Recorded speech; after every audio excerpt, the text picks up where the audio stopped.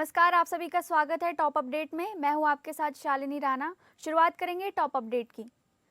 अयोध्या राम मंदिर में आज पीएम नरेंद्र मोदी ने ऐतिहासिक ध्वजारोहण किया। राम मंदिर के शिखर पर 22 फीट लंबा और 11 फीट चौड़ा केसरिया ध्वज फहराया गया। ये ध्वज भगवान राम की सूर्यवंशी विरासत और राजमय की एकता का प्रतीक है। ध्वजारोहण के शुभ अवसर पर अयोध्या महोत्सव का माहौल छाया रहा। पूरे शहर को फूलों, रंगोली और रोशनी से सजाया गया तथा बड़ी संख्या में भक्त जुटे। ये दिन अयोध्या और देश के लिए गर्व और सांस्कृतिक विरासत का यादगार पल बन गया। इसी दौरान अयोध्या नगरी में प्रधानमंत्री नरेंद्र मोदी का भव्य रोड शो आयोजित हुआ था, जिसने पूरे शहर में उत्सव का माहौल बना दिया था। ये आयोजन अयोध्या के गौरवशाली इतिहास और सांस्कृतिक विरासत को दर्शाता हुआ एक यादगार अवसर बन गया। उत्तराखंड की ऊंची चोटियों के बीच बसे बद्रीनाथ धाम में इस बार विवाह पंचमी का दिन बेहद खास होने वाला है। आज इसी शुभ तिथि पर भगवान बद्रीनाथ के कपाट शीतकाल के लिए बंद कर दिए जाएंगे। हर साल की तरह इस बार भी कपाट बंद होने से पहले धाम में भक्तों की भारी भीड़ उमड़ रही है, क्योंकि माना जाता है कि कपाट बंद होने से ठीक पहले किए गए दर्शन बेहद फलदायी होते हैं। आज पंच पूजा के चौथे दिन मां लक्ष्मी मंदिर में विशेष पूजा अर्चना की गई और परंपरा के अनुसार कड़ाई प्रसाद अर्पित किया गया। इसके बाद माता लक्ष्मी को बद्रीनाथ गर्भगृह में विराजमान होने का निमंत्रण दिया गया।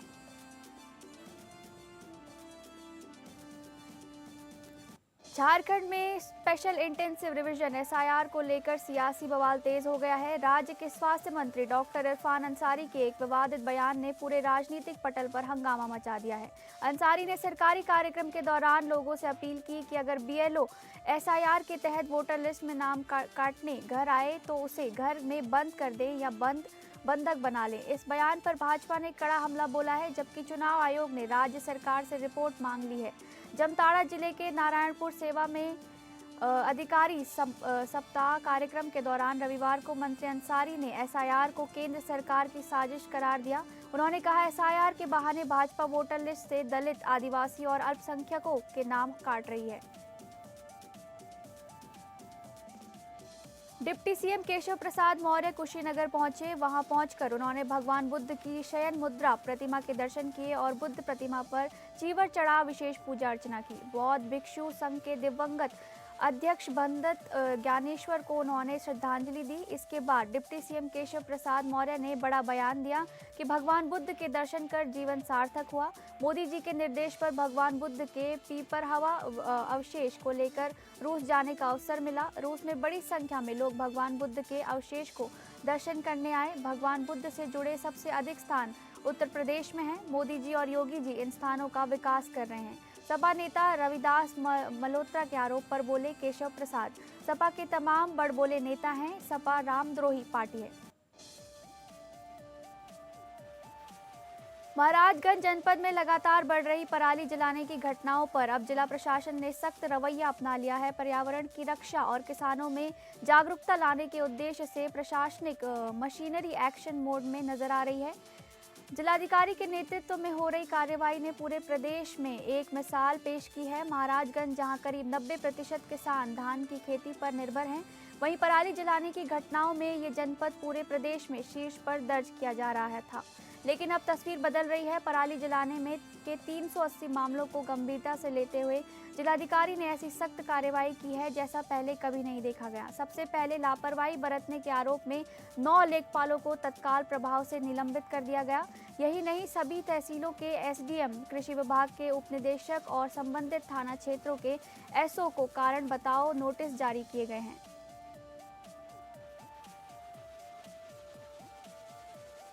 एसआईआर को लेकर डीएम श्रावस्ती ने किया जनता से अपील और बोले, एसआईआर को लेकर घबराने की बिल्कुल जरूरत नहीं। प्रक्रिया सरल है। 2003 की वोटर लिस्ट में नाम होना अनिवार्य है और महिलाओं के लिए पति के दस्तावेज पर भी बनेगा एसआईआर। मतदाताओं की सुविधा हेतु जिले भर में कैंप स्थापित किए गए हैं, जहां लोग लगातार पहुंच रहे हैं। बीएलओ सहित अधिकारी कर्मचारी कैंपों पर तैनात हैं। दस्तावेज सत्यापन का काम तेज है। 23 नवंबर तक सभी पात्र लोगों का एसआईआर बनाने का लक्ष्य रखा गया है। प्रशासन ने लोगों से अपील की है कि समय पर कैंप पहुंचकर अपनी प्रक्रिया पूरी कराएं। श्री गुरु तेग बहादुर साहिब के 350वें बलिदान दिवस पर कार्यक्रम के आयोजन में देहरादून के रेस कोर्स स्थित गुरुद्वारे सीएम पुष्कर सिंह धामी पहुंचे। श्री गुरु तेग बहादुर साहिब के 350वें बलिदान दिवस पर कार्यक्रम का भव्य आयोजन किया गया, जहां श्री गुरु तेग बहादुर साहिब के बलिदान को याद किया गया और यहां पर पुष्कर सिंह धामी ने गुरुद्वारे में माथा टेका।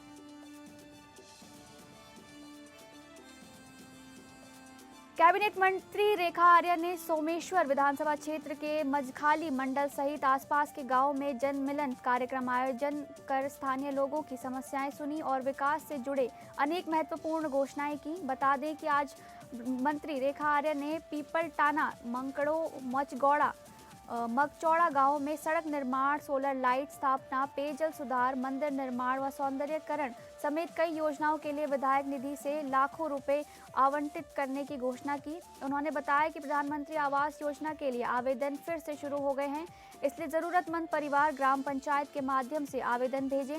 वहीं मंत्री रेखा आर्य ने ग्राम पीपलटाना और मकड़ों में दो अलग अलग सीसी रोड बनाने व 10-10 सोलर लाइट लगाने की घोषणा की गई है। मगचौड़ा गांव के लिए पेयजल व्यवस्था सुधार में 4 लाख, 2 सड़क बनाने के लिए कुल 4.5 लाख और 21 सोलर लाइट की घोषणा की गई है। उत्तराखंड में होने जा रहे आगामी 2027 विधानसभा चुनाव के लिए बीजेपी और कांग्रेस दोनों राजनीतिक दलों ने कमर कस ली है।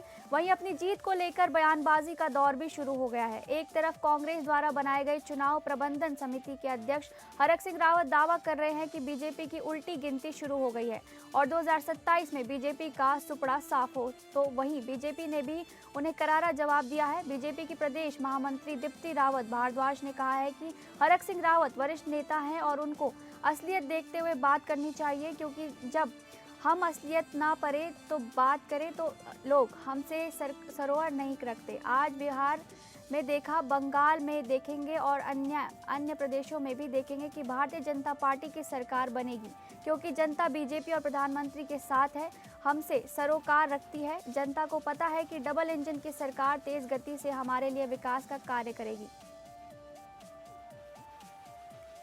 प्रदेश में ऐसे लोग जो सक्षम होते हुए भी राशन कार्ड धारक बने हुए हैं, उन्हें आने वाले समय में परेशानी का सामना करना पड़ सकता है।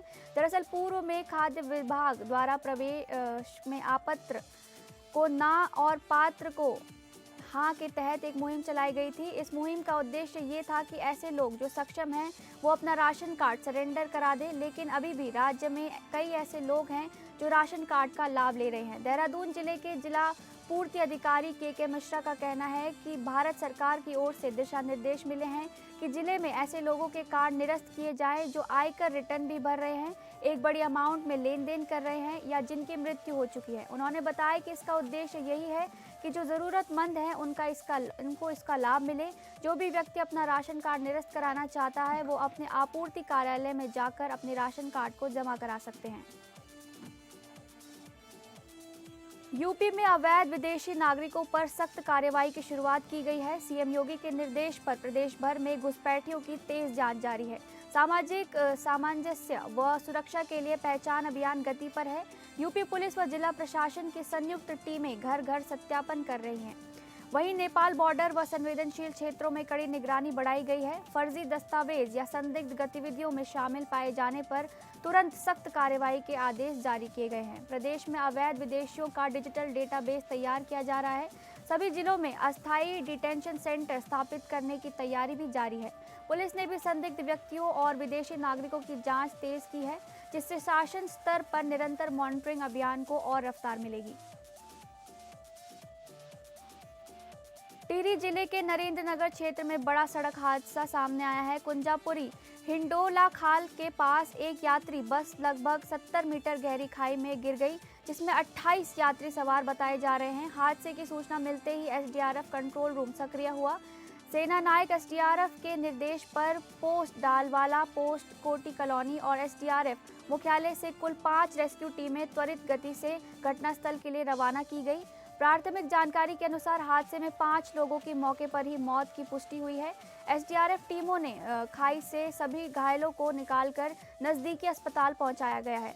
टीम का सर्च और रेस्क्यू ऑपरेशन अभी जारी है। सूत्रों के अनुसार बस में सवार अधिकांश यात्री बाहरी राज्यों के बताए जा रहे हैं। एसडीआरएफ टीमें कठिन परिस्थितियों में लगातार रेस्क्यू कार्य में जुटी हुई हैं।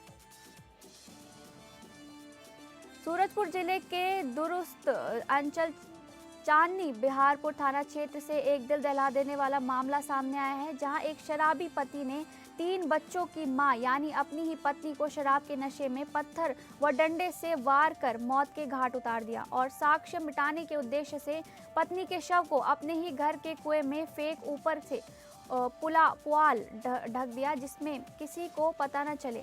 दरअसल चांदनी बिहारपुर थाना क्षेत्र के नवाटोला माझापारा का रहने वाला अशोक रजक अपनी पत्नी देव कुमारी से आए दिन शराब के नशे में विवाद करता था और बीती रात भी शराब के नशे में विवाद के दौरान घर में रखे बांस के डंडे और मसाला पीसने के लिए उपयोग किए जाने वाले पत्थर से ताबड़तोड़ हमला कर उसे मौत के घाट उतार दिया।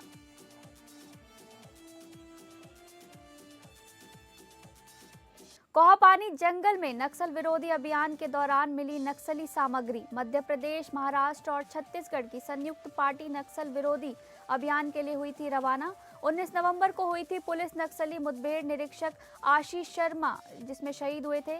सर्चिंग अभियान के दौरान आज मिली सफलता। घटनास्थल से बड़ी मात्रा में नक्सलियों के वर्दी, पिट्ठू बैग, लिखित दस्तावेज, वर्दी, वॉकी टॉकी सेट, विस्फोट सामग्री और अन्य सामग्री बरामद हुई है। मामला बोरतलाव थाना क्षेत्र के कोहापानी जंगल का बताया जा रहा है।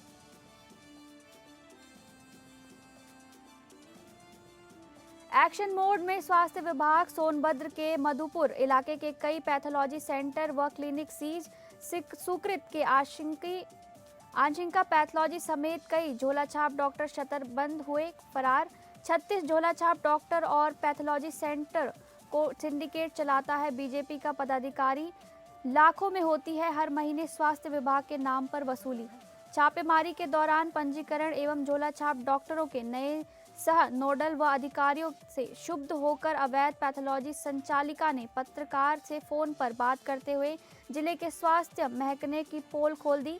सोनभद्र स्वास्थ्य विभाग के नए सह नोडल के कमान संभालते हुए बीते दिनों मधुपुर इलाके में ताबड़तोड़ छापेमारी कर झोलाछाप डॉक्टर अवैध चल रहे पैथोलॉजी सेंटरों को सीज करके नोटिस देकर खलबली मचा दिया गया है।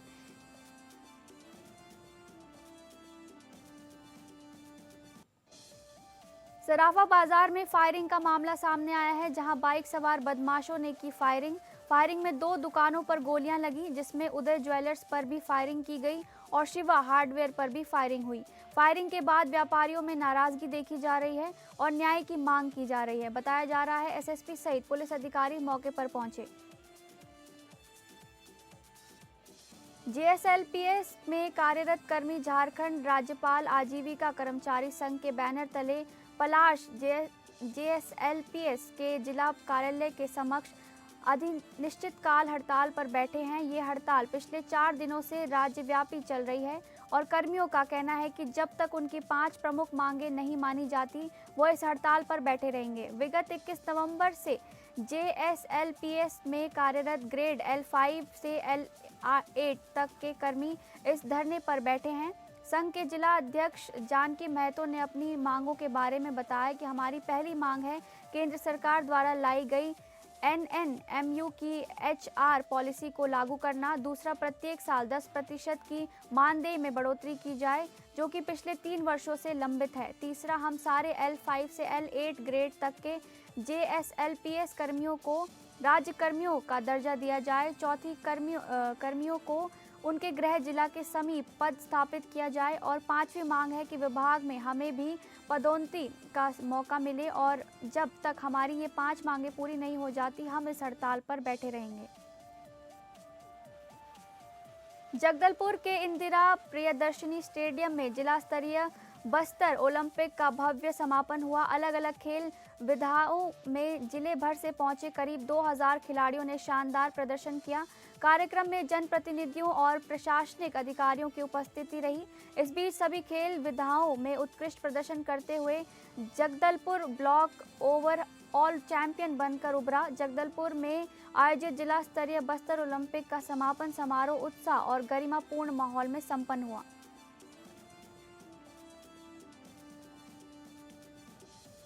सुनरक शराब के 3 ठेकों को 1 घंटे बंद कराकर हंगामा करने व मुकदमा दर्ज होने के बाद दरोगा को वर्दी उतरवाने की धमकी देने वाले रीलबाज दक्ष चौधरी को पुलिस ने सोमवार को गिरफ्तार कर लिया है।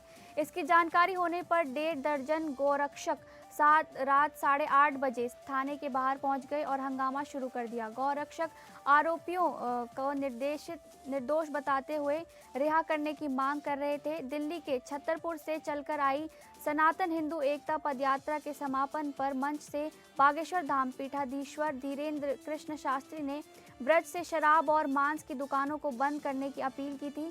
इसके दूसरे दिन 17 नवंबर को रात 8 बजे कथित गौरक्षक बड़ी संख्या में एकत्रित होकर सुनरक मार्ग स्थित 3 शराब की दुकानों पर पहुंचे और आक्रोशित होकर हंगामा करने लगे। दुकानों के शटर गिराकर बैठ गए। सरेरा सोहदे पर महिला ने बरसाई चप्पलें, लात घूसे। भीड़ बनी रही। तमाशबीन लोगों ने वीडियो बनाकर किया सोशल मीडिया पर वायरल। आरोपी युवक फोन से महिला को करता था परेशान। आरोपी के फोन के बाद महिला और उसके पति से आपस में हो रहा विवाद। 4 दिन से बराबर फोन करके आरोपी शोहदा युवक करता था परेशान। छिबरामऊ कोतवाली कस्बे के तिरंगा तिरोह का मामला। सरदार वल्लभ भाई पटेल की 150वीं जयंती के उपलक्ष्य में एकता संदेश पदयात्रा का आयोजन। राज्यसभा सांसद गीता शाक्य के नेतृत्व में निकाली गई पदयात्रा। स्कूली बच्चों, युवाओं और भाजपा कार्यकर्ताओं एवं पदाधिकारियों ने की सहभागिता। हाथों में तिरंगा लेकर चल रहे छात्राओं में जमकर दिखा उत्साह। घर में ढोलक बजाने को लेकर हुआ विवाद के बाद 2 पक्षों में हुई मारपीट। घटना सीसीटीवी कैमरे में हुई कैद। दोनों पक्षों से 6 लोग हुए गंभीर घायल। सभी घायलों को अस्पताल कराया गया भर्ती। दोनों पक्षों ने पुलिस अधीक्षक से की शिकायत के बाद शहर कोतवाली पुलिस जांच में जुटी। शहर कोतवाली क्षेत्र के मोहल्ला भरतवाल की घटना। प्रसादपुर में ब्लॉक प्रमुख की स्कॉर्पियो की चपेट में आया ग्रामीण। मौके पर हुई दर्दनाक मौत। सूचना मिलते ही पुलिस पहुंची। पूरनपुर के प्रसादपुर में देर शाम एक बड़ा सड़क हादसा हुआ जिसमें ब्लॉक प्रमुख लिखी स्कॉर्पियो ने एक ग्रामीण को जोरदार टक्कर मार दी। हादसा इतना भीषण था कि ग्रामीण की मौके पर ही मौत हो गई।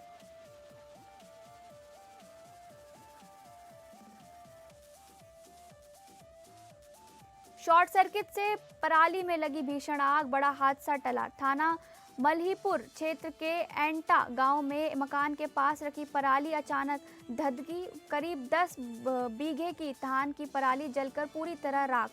आग लगने का कारण शॉर्ट सर्किट की आशंका है। ग्रामीणों में मची अफरा तफरी। सूचना मिलते ही दमकल विभाग की टीम मौके पर पहुंची। ग्रामीणों के साथ मिलकर कड़ी मशक्कत के बाद आग पर पाया काबू। किसान रामचंद्र पुत्र नंदराम को भारी आर्थिक नुकसान।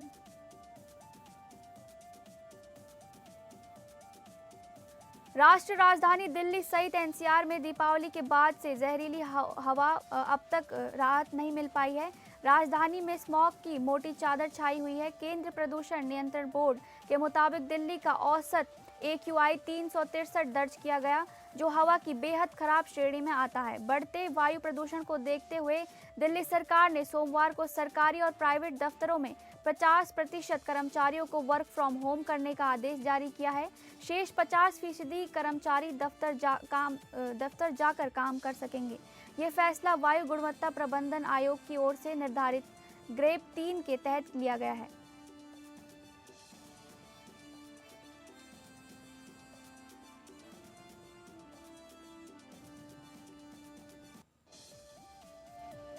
फिलहाल टॉप अपडेट में बस इतना ही। नमस्कार।